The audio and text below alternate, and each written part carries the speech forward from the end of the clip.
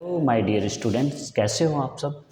मैं योगी के English classes में आपके लिए 12th क्लास का एक lesson the lost spring. Lesson का नाम है लॉस्ट स्प्रिंग, जो लिखा गया है एर्नेस्ट जंग के द्वारा। वो आपके सामने मैं लाइन टू लाइन एक्सप्लेन करने जा रहा हूँ और आप वीडियो को अंत तक ज़रूर देखें और लाइक शेयर और सब्सक्राइब जरूर करें, ठीक है। चलिए तो हम शुरू करते हैं बिना कोई देरी किए। सबसे पहले हम बात करते हैं द लॉस्ट स्प्रिंग लेसन की बात करते हैं। लेसन के जो हमारी लेखिका हैं, राइटर हैं, ऑथर हैं, वो हैं एर्नेस्ट जंग। एर्नेस्ट जंग जिनका जन्म हुआ है राउरकेला के अंदर। कहाँ पर? राउरकेला। राउरकेला एक डिस्ट्रिक्ट है उड़ीसा का, डिस्ट्रिक्ट है किसका? उड़ीसा का। उसके अंदर इनका क्या हुआ है? जन्म है। कब हुआ था? 1964 को। Ernest Jung was born in Rourkela and spent her childhood and adolescence in the Hyderabad. Ernest Jung का जन्म हुआ था 1964 में। वाज बोर्न पैदा हुई थी कहाँ? राउरकेला के अंदर। और उन्होंने स्पेंट का मतलब गुजारे हैं, बिताए हैं, अपना बचपन बिताया है और अपनी युवावस्था, बचपन और युवावस्था दोनों कहाँ गुजारी है इन्होंने? हैदराबाद के अंदर। एडोलसेंस का मतलब युवावस्था, एडल्ट, और चाइल्डहुड का मतलब बचपन, इन्होंने दोनों ही कहाँ गुजारे हैं? हैदराबाद के अंदर गुजारे हैं, ठीक है। सी received her education in Hyderabad and in the United States of America। सी यानी उन्होंने रिसीव्ड प्राप्त की है, हर एजुकेशन अपनी शिक्षा इन हैदराबाद में और in United state of America. उन्होंने अपनी एजुकेशन जो प्राइमरी एजुकेशन है, एजुकेशन जो स्कूल लेवल की जो एजुकेशन है वो तो इन्होंने ली है कहाँ से? हैदराबाद से। इन्होंने हैदराबाद में स्टडी किया, स्कूल लेवल का अध्ययन किया। उसके बाद ये आगे की पढ़ाई इन्होंने की है यूनाइटेड स्टेट्स ऑफ अमेरिका के अंदर। Her parents were both writers. Her parents यानी इसके माता पिता, यानी माँ और फादर दोनों ही क्या है? Mother and father both are writer. दोनों ही क्या हैं? राइटर थे। Both were writer. Parents, mother and father both were writers. दोनों ही माता पिता इनके लेखक हैं। एर्नेस्ट जंग began her career as a writer in India। Earnest जंग ने अपने कैरियर की शुरुआत, अपने कैरियर का स्टार्टेड किया, अपने कैरियर को शुरू किया है। बिगेन का मतलब स्टार्ट करना, शुरू करना। अपने कैरियर की शुरुआत की है एक लेखक के रूप में भारत के अंदर, इन इंडिया यानी भारत में। एर्नेस्ट जंग ने अपने कैरियर की शुरुआत एक लेखक के रूप में भारत में शुरू किया है। एर्नेस्ट जंग ने अपना जो कैरियर है एक लेखक के रूप में भारत में शुरू किया। She has been an editor and columnist for major newspapers in India and abroad and has authored several books. She यानी वो, हैज़ बीन यानी हैं, एडिटर हैं।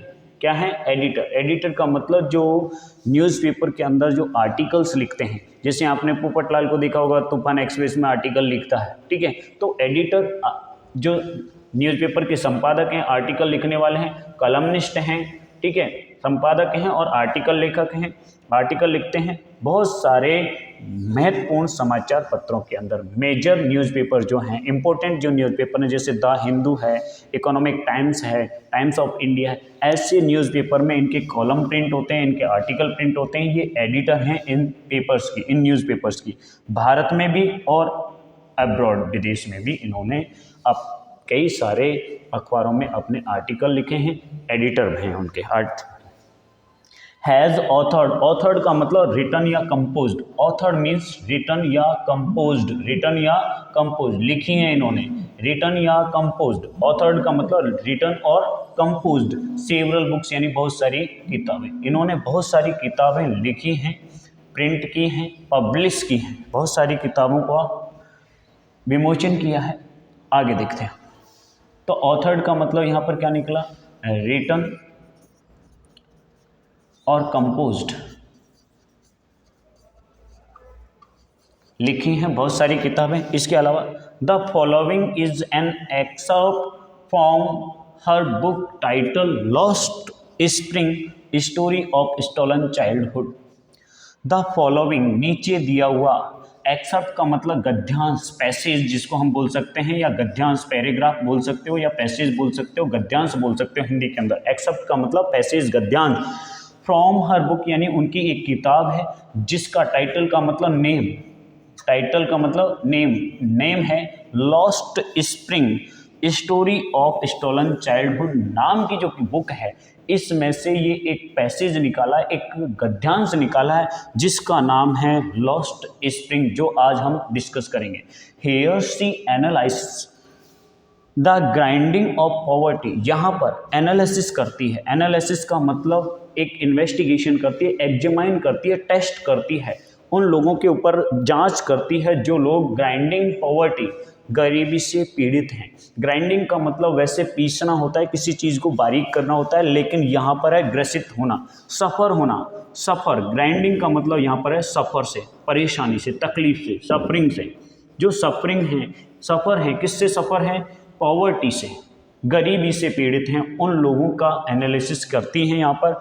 और द ट्रेडिशन यानी उस परंपरा के बारे में भी बात करती है। ट्रेडिशन का मतलब रिचुअल, राइट्स, परंपरा, custom which condemn these children to a life of exploitation. जिस परंपरा ने, ऐसी परंपराएं जिन परंपराओं ने कंडम का मतलब डैमेज कर दिया, तबाह कर दिया, एक्सप्लॉइट कर दिया है, इन बच्चों का जीवन शोषण के काल में डाल दिया, शोषण के गिरफ्त में डाल दिया। ऐसी परंपराओं का यहाँ पर बात कर रही है एन.एस. जैन, जिन परंपराओं की वजह से छोटे बच्चों का जीवन, छोटे बच्चे शोषण के शिकार हो गए हैं। इस लेसन में ये सब बातें होंगी। अब मैं थोड़ा सा आपको लेसन के बारे में बता रहा हूँ। यहाँ पर दो कहानियाँ हैं इस लेसन के अंदर। एक कहानी है साहिब की, जो एक बहुत ही गरीब परिवार का लड़का है, रैग पिकिंग का काम करता है, कचरे बीनने का काम करता है। दूसरी कहानी है मुकेश की। मुकेश एक फिरोजाबाद का रहने वाला लड़का है जिसके आंखों में एक सपना है। साहिब की आंखों में भी सपना है, लेकिन क्या उन दोनों के सपने पूरे होंगे या नहीं होंगे? सवाल हमारे सामने ये है कि दोनों के सपने पूरे होंगे या नहीं होंगे। क्या साहिब अच्छी ज़िंदगी जी पाएगा, या फिर वही रैग पैकिंग का काम करेगा, या कोई और काम करेगा? ठीक है। और हमारे सामने सवाल आता है कि कैसी उनकी लाइफ स्टाइल है। जो रैग पिकिंग का काम करते हैं, कचरा बीनने का काम करते हैं, उनकी लाइफ स्टाइल कैसी है, कहाँ से आके वो रहे हैं, कहाँ वो अभी रहते हैं, क्या उनके लिए लीगल ऑथोरिटीज़ दिए हैं, क्या लीगल राइट्स हैं उनके पास, कानूनी अधिकार क्या क्या हैं, और कैसे वो इस हालात में आए हैं। इन सब प्रश्नों के जवाब मिलेंगे हमें इस लेसन को पढ़ने पर। ठीक है, तो माय डियर स्टूडेंट्स, हम स्टार्ट करते हैं लाइन टू लाइन एक्सप्लेनेशन हमारे लेसन की।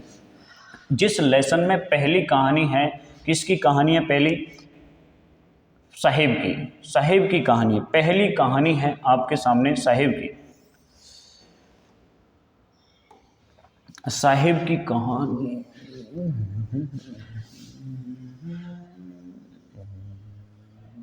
Yes, let's start. देखिए माय डियर स्टूडेंट, कहानी की शुरुआत होती है एक प्रश्न के साथ। Why do you do this? I ask Sahib, whom I encounter every morning scrounging for gold in the garbage dump of my neighborhood. आई यहाँ आ रहा है राइटर के लिए। किसके लिए आ रहा है? राइटर के लिए, यानी कि श्रीमती एन.एस. जंग के लिए यहाँ पर आई का यूज किया। मैं पूछती हूँ, किससे पूछती हूँ? साहिब से। मैं साहिब से पूछती हूँ, जिससे, हुम का मतलब जिससे आई यानी मेरी किसकी? एन.एस. जंग की मुलाकात। एनकाउंटर का मतलब कम एक्रोस, एनकाउंटर मीन्स कम एक्रोस, अचानक मुलाकात हो जाना, कम एक्रोस।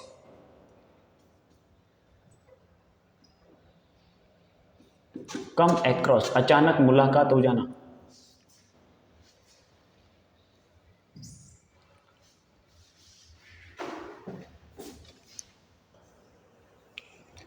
तो एनकाउंटर का मतलब कम एक्रोस, अचानक मुलाकात हो जाना। यानी कि सी होना, अचानक कोई चीज़ आपके सामने आ जाए। एवरी मॉर्निंग, प्रत्येक सुबह। स्क्राउंजिंग का मतलब होता है सर्च करना, स्क्राउंजिंग का मतलब सर्च करते हुए। Look for, look for, look for या स्क्राउंजिंग का मतलब होता है सर्च या look for gold in the garbage. Garbage का मतलब कचरा, गार्बेज का मतलब कचरा, डस्ट, गार्बेज कचरा। डंप मतलब ढेर, heap, dump means heap, dump means heap of my neighbourhood. Neighbourhood का मतलब मेरे पास में, मेरे पड़ोस में एक कचरे का ढेर है। उस कचरे के ढेर के पास में मेरी प्रत्येक सुबह अचानक मुलाकात होती है। जब साहिब सर्चिंग करता है गोल्ड की, गोल्ड का मतलब इंपॉर्टेंट चीज़ों की सर्चिंग करता रहता है कचरे के ढेर में, मेरे पास के कचरे के ढेर में जब साहिब महत्वपूर्ण चीज़ें खोजता रहता है तो उस समय मेरी मुलाकात साहिब से हो जाती है और मैं पूछती हूँ, क्या पूछती हूँ कि why do you do this, आप ऐसा क्यों करते हो, आप ऐसा क्यों करते हो। आगे, Sahib left this, Sahib left his home, Sahib left his home long ago. Sahib ने लेफ्ट यानी छोड़ दिया है, लेफ्ट का मतलब पहले ही छोड़ कर आ चुका है। हम अपने घर को, लॉन्ग एगो यानी लंबे समय पहले, साहिब लंबे समय पहले अपने घर को छोड़ के आ गया है। Set amidst the green field of Dhaka. Set यानी उनका घर स्थित था, सेट का मतलब लोकेशन, लोकेटेड था, मध्य में, एडमिस्ट मध्य में। Green field of Dhaka, Dhaka के हरे भरे खेतों के बीच में उनका घर था। His home is not even a distance memory. अब उनका घर, अब उसका जो घर है, इज नॉट यानी नहीं है, इवन ए डिस्टेंस मेमोरी यानी दूर दूर तक उसकी यादों में नहीं। डिस्टेंस का मतलब कहीं यादों में नहीं है। अब उसे तो याद भी नहीं है कि उनका घर कैसा था, कहाँ था, कौन सी लोकेशन पर था ढाका में, ये सब अब साहिब को याद नहीं है। There were many storms that swept away their field and homes, his mother tells him. His mother tells him, उसकी माँ उसे बताती है। tells का मतलब बताना, एक्सप्लेन करना, कहना, बताती है। उसकी माँ साहिब को बताती है, साहिब की माँ साहिब को बताती है कि देयर वर मैनी स्टॉर्म, काफ़ी सारे तूफान आए थे। स्टॉर्म मीन्स तूफान, गेल, स्टॉर्म का मतलब गेल या तूफान, बहुत सारे तूफान आए थे। जो स्वेप्ट अवे का मतलब वास अवे, बहा कर ले गए। देयर फील्ड्स यानी अपने खेत, उनके खेतों को और घरों को बहा कर ले गए। तो ढाका के अंदर, बांग्लादेश के अंदर बहुत सारे तूफान आए, ऐसी चर्चा करती है उसकी माँ साहिब के साथ। साहिब की माँ चर्चा करती है, बताती है कि ढाका के अंदर बहुत सारे तूफान आए जिसकी वजह से उनके खेत और उनके घर बह गए।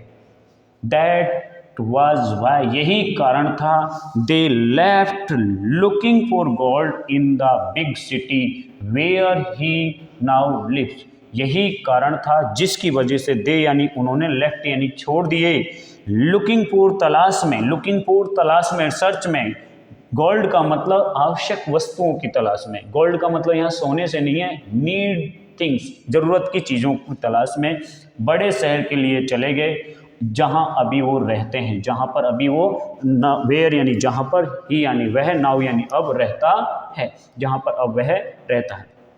तो माय डियर स्टूडेंट, पहले स्टेंजा में हमारी जो राइटर हैं ये कह रही हैं कि साहिब से वो एक प्रश्न पूछती हैं कि वो आप ऐसा काम क्यों करते हो। तो साहिब इसका जवाब किस तरीके से देता है कि भाई बताता है कि हम काफ़ी समय पहले ढाका में रहते थे और ढाका में ऐसे तूफान, बाढ़ आए, तबाही हो गई और इसकी वजह से हमारे घर और खेत बह गए और हमें मजबूरन यहाँ मतलब इस शहर में आकर रहना पड़ा, क्योंकि वहाँ पर कुछ नहीं है हमारे पास, तो यहाँ पर हम इसलिए वजह से रहते हैं।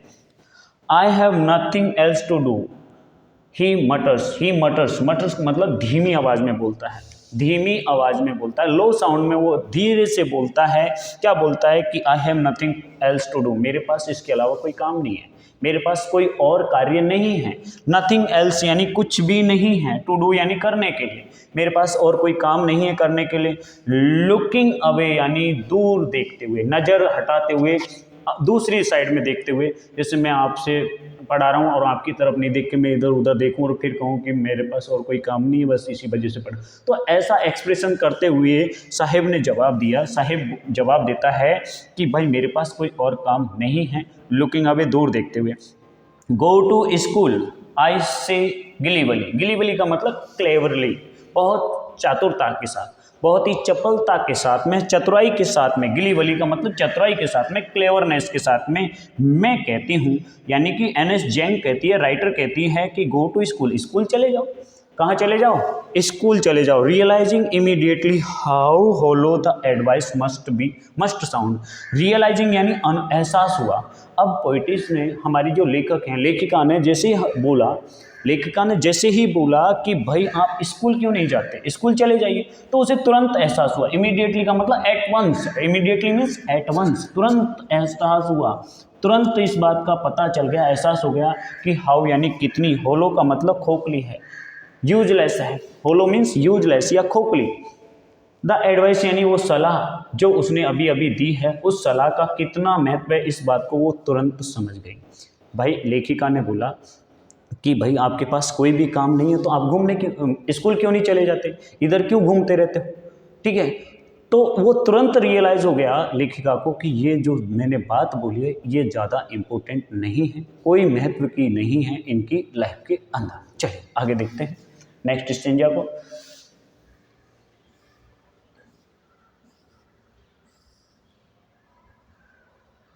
देखिए, there is no school in my neighbourhood.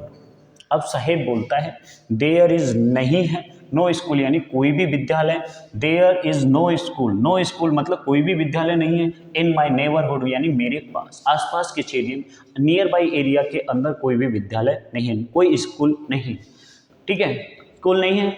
Build one I will go, when they build one, when they किसके आ रहा है यहाँ, दे आ रहा है गवर्नमेंट बॉडीज के लिए, जो रूलर पीपुल हैं, जो शासन करने वाले जो लोग हैं, गवर्नमेंट बॉडीज जो हैं, उनके लिए आ रहा है कि जब सरकार या वो बड़े लोग अगर बिल्ड करेंगे, वन किसके लिए आ रहा है, स्कूल के लिए, स्कूल के लिए क्या आ रहा है, वन आ रहा है। जब सरकार या बड़े लोग जो हैं ये विद्यालय बनाएंगे तो आई विल गो, मैं विद्यालय जाऊंगा, जब बड़े लोग विद्यालय बनाएंगे तो मैं विद्यालय जाऊंगा।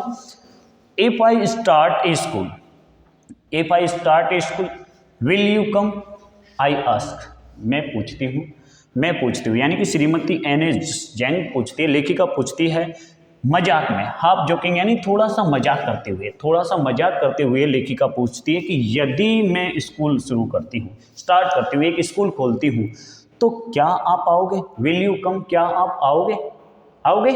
देखिए, यस ही सेज, वो कहता है हाँ मैं आऊँगा।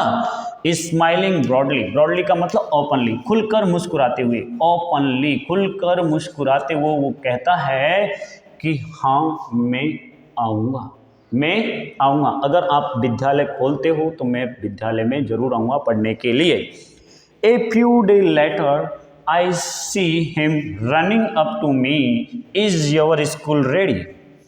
कुछ दिनों बाद, ए फ्यू लेटर, अब देखिए कुछ दिन पहले लेखिका ने बोला कि भाई मैं विद्यालय खोलूं तो क्या आप आओगे, तो कुछ दिन बाद में फिर से मुलाकात होती है लेखिका की साहिब से, तो साहिब उस समय लेखिका की तरफ दौड़ता हुआ आ रहा है, किसकी तरफ दौड़ता हुआ आ रहा है, लेखिका की तरफ दौड़ता हुआ। सी यानी मुलाकात होती है, हिम यानी उसकी, रनिंग दौड़ते हुए, अप टू मी मेरी ओर दौड़ता हुआ चला रहा था, तब उस समय कुछ दिनों बाद मेरी वापस साहिब से मुलाकात होती है और साहिब मेरे से एक प्रश्न करता है, इज योर स्कूल रेडी, क्या आपका विद्यालय रेडी है, क्या आपका विद्यालय तैयार है, रेडी है।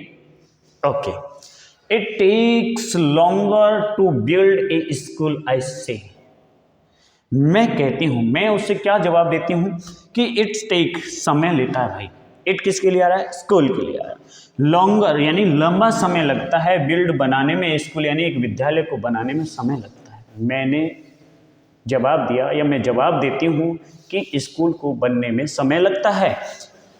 एम्ब्रेस्ड, और जवाब भी कैसे दिया, embraced eight having made a promise that was not meant, शर्मिंदगी, एम्ब्रेस्ड का मतलब सेम या अजेम्ड, शर्मिंदगी, same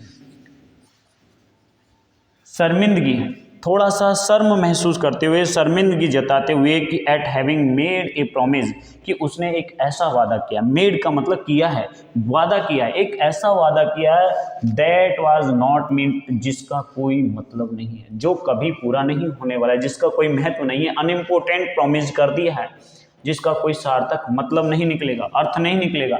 but promises like mine, लेकिन मेरे जैसे वादे, प्रोमिसेस लाइक माइन यानी माइन का मतलब मेरे, मैंने जैसा वादा किया है, मेरे जैसे वादे, मैंने जैसा वादा किया है, abound in every corner of bleak world. Abound का मतलब बहुत ज़्यादा मात्रा में, अबाउंड है, ठीक है। मेरे जैसे वादे तो बहुत ज़्यादा मात्रा में किए जाते हैं उनसे, एवरी कॉर्नर यानी हर जगह पर, हर कोने में, ऑफ हिज ब्लीक वर्ड यानी उसके इन अंधकार भरे संसार में, उसकी इस अनजान दुनिया में, ब्लीक वर्ड के अंदर, इस डार्क वर्ल्ड के अंदर, इस डार्क दुनिया, अंधकार भरी दुनिया के अंदर मैं जैसे वादे करती हूँ, ऐसे वादे तो उनके सारे बहुत सारे वादे किए जाते हैं उनके साथ, ऐसे बहुत वादे किए हैं, हर जगह पर, दुनिया के हर कोने में ऐसे वादे किए जाते हैं। जैसे देखिए आपके सामने अभी इलेक्शन आने वाला है, ठीक है, तो घर घर पे नेता आएगा, आपसे कहेगा कि आप मुझे वोट देना, मैं ये बना दूंगा, सड़कें ऐसी होंगी, स्कूल होगा, बढ़िया हॉस्पिटल फैसिलिटीज़ होंगी, और सबके घर में 2-2 4-4 लैपटॉप दे दूंगा, टीवी दे दूंगा, ये सब वादे किए जाते हैं, लेकिन कभी पूरे होते हैं नहीं होते ना। तो जो हमारी लेखिका है वो यही कह रही है कि मैंने जो वादा किया ना स्कूल बनाने का, ऐसे वादे तो बहुत होते हैं इस दुनिया में, ठीक है, बहुत जगह पर ऐसे वादे किए जाते हैं, लेकिन उनका कोई मतलब नहीं निकलता।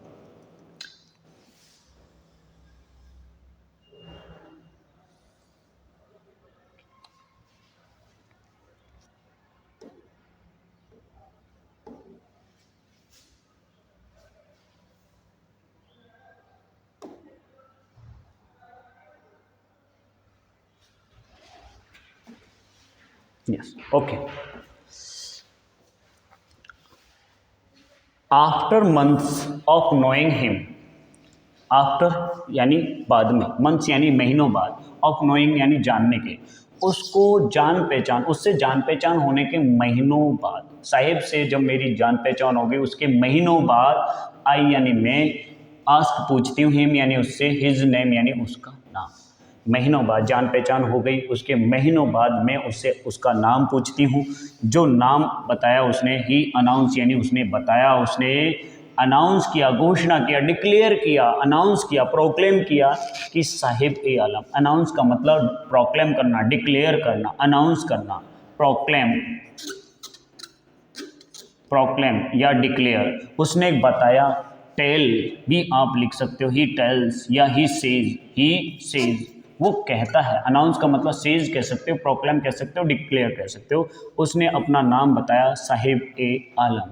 ही does not know what it mean, he यानी वह, डज नॉट नो यानी नहीं जानता है, वाट यानी इसका मतलब क्या होता है, वाट इट मीन इसका मतलब क्या होता है, इस नाम का क्या मतलब होता है, ये साहिब नहीं जानता है।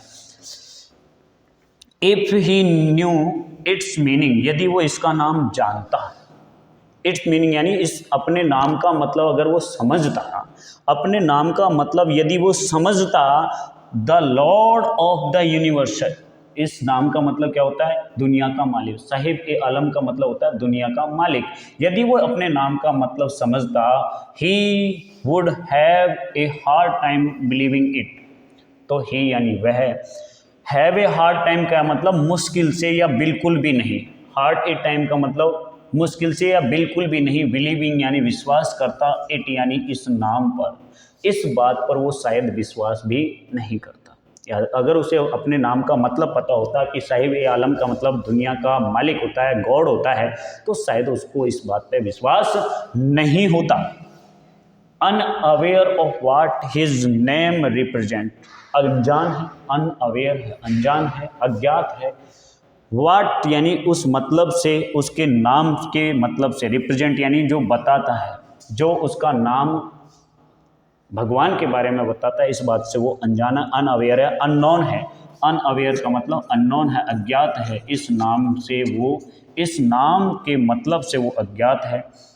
He roams the streets with his friends, he यानी वह, रोम्स का मतलब वंडर, रोम्स मीन्स वंडर, भटकना, रोम्स मीन्स वंडर, भटकता रहता है, भटकता रहता है। कहाँ भटकता रहता है? गलियों में। विद हिज फ्रेंड्स यानी अपने मित्रों के साथ, वह अपने मित्रों के साथ भटकता रहता है। He an army of barefoot boy, मित्र कैसे हैं? एक ऐसा दल, आर्मी का मतलब यहाँ सेना से नहीं है, एक ग्रुप से, एक ग्रुप ऑफ बेयरफुट बॉय, नंगे पैरों वाले लड़कों का एक समूह, जो उसका मित्र है उसके साथ वो भटकता रहता है। जो मित्र या जो लड़के अपीयर यानी प्रतीत होते हैं, प्रकट होते हैं, सामने आते हैं, लाइक ए मॉर्निंग बर्ड, सुबह के पक्षी की तरह सुबह दिखाई देते हैं। यानी कि लड़के जो लोग हैं नंगे पैरों से घूमते हैं, वो सुबह के टाइम पे दिखाई देते हैं, और जैसे ही धूप तेज होती है, नून का समय होता है, दोपहर का समय होता है, उस समय वो डिसअपियर हो जाते हैं, गायब हो जाते हैं। आपने देखा होगा सुबह के टाइम पे पक्षी आते हैं, ठीक है, फीड करने के लिए, खाना खाने के लिए, भोजन करने के लिए, अपने दाना चुगने के लिए आते हैं, लेकिन दोपहर के टाइम पे दिखाई नहीं देते। उसी प्रकार ये बच्चे सुबह के टाइम पे कचरे को देखने के लिए, कचरे को ढूंढने के लिए, कचरा बीनने के लिए आते हैं, और दोपहर के टाइम पे ये गायब हो जाते हैं। इस तरीके के एक नंगे पैरों वाले समूह के साथ जो उसका मित्र है गलियों में घूमता रहता है। कौन? साहिब। ओवर द मंथ्स, महीनों बाद, महीनों गुजर जाते हैं। I have come to recognise each of them, महीनों उनके साथ बातें करने के बाद, उनसे मिलने के बाद, आई यानी मैं, कम टू रिकॉग्नाइज यानी जानने लगी, पहचानने लगे, आइडेंटिफाई करने लगी। रिकॉग्नाइज का मतलब आइडेंटिफाई करना, पहचानना। ईच ऑफ देम यानी उनमें से प्रत्येक को। महीने गुजर जाने के बाद मैं उनमें से प्रत्येक को जानने लगी, ये बोल रही है Ernest young.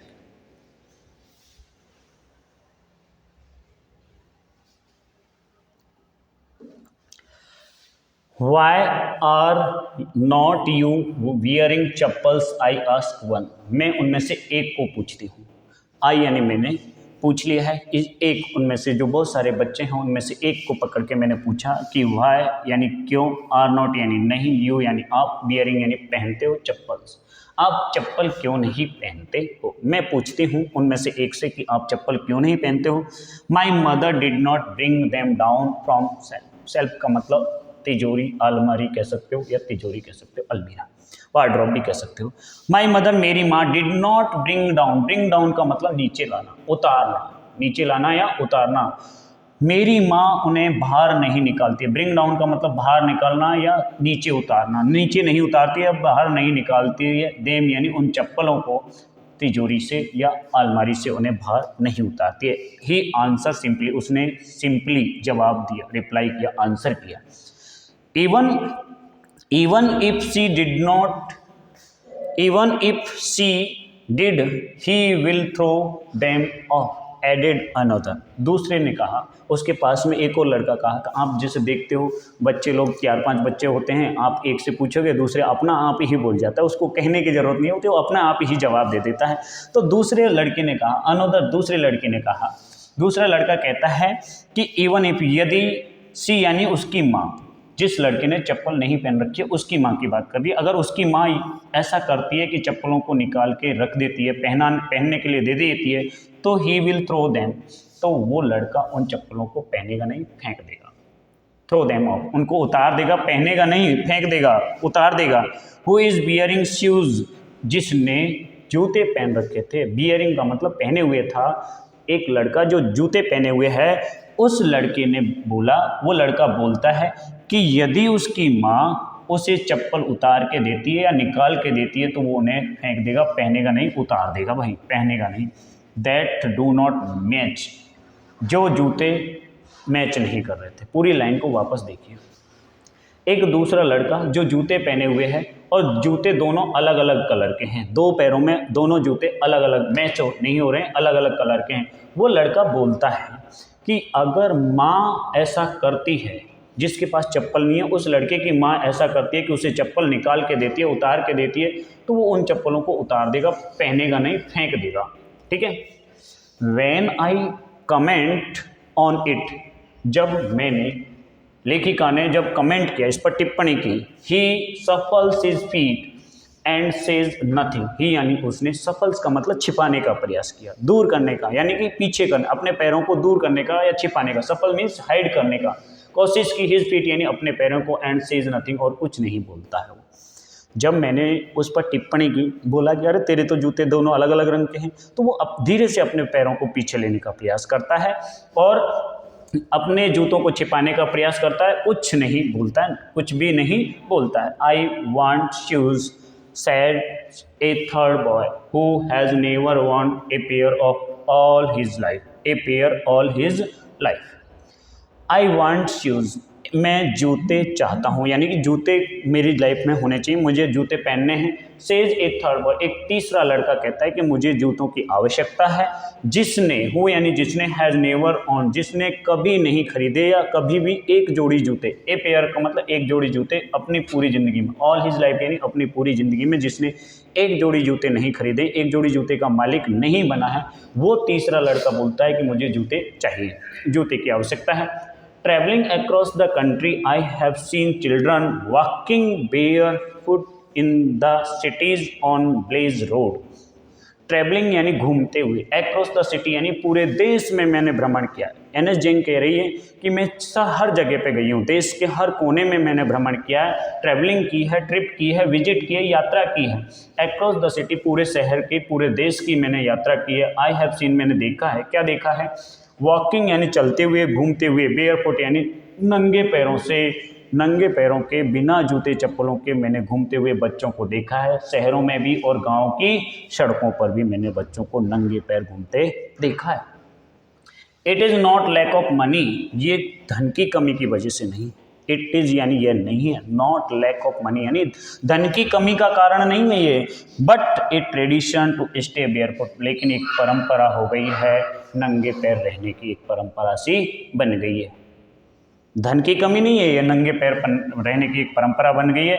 Is one explanation, ये एक क्या है? व्याख्या है, एक्सप्लेनेशन है। इज वन एक्सप्लेनेशन, ये इस बात की एक व्याख्या है।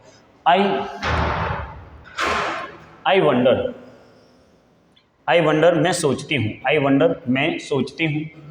आगे देखिए,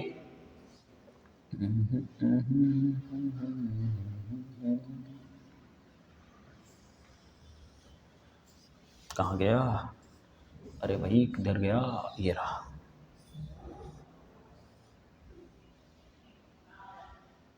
ठीक है, okay. I wonder if this is only an excuse to explain away a perpetual state of poverty.